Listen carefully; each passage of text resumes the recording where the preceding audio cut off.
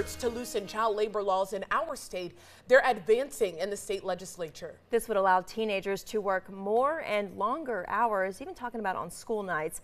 8 on your side's Alessandra Young live this morning with why lawmakers are pushing this bill. Good morning. Some lawmakers are pushing for this bill for teenagers to work the jobs that used to be held by undocumented migrants.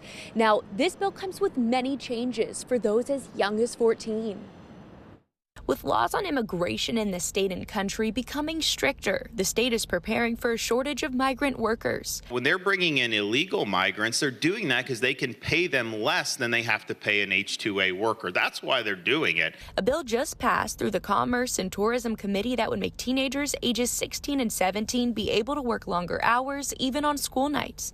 They would be able to work before 6:30 in the morning or after 11 at night on weekday nights. If this passes, it would allow them to work over 8-hour days and more than 30 hours while also being in school. The Florida Policy Institute says they estimate that this bill could impact over 110,000 teenagers. This bill is something Governor DeSantis says all boils down to the desire to hire cheap labor and that he doesn't think that is the best policy. What's wrong with expecting our young people to be working part-time now? I mean, that's how it used to be when I was growing up.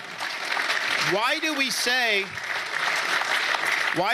we need to import foreigners, even import them illegally, when teenagers used to work at these resorts? This proposal would also end restrictions that prevent 14 and 15-year-olds who are homeschooled or go to school online from being hired. But not everyone is on board.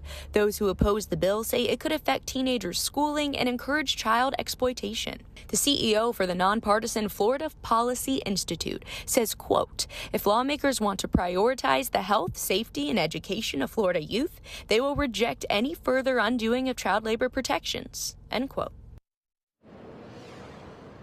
Now, this bill still needs to go through a few more committees before advancing to the Senate floor. And if it's passed and signed into law, it would take effect this July. For now, live in Tampa, Alessandra Young, 8 on your side.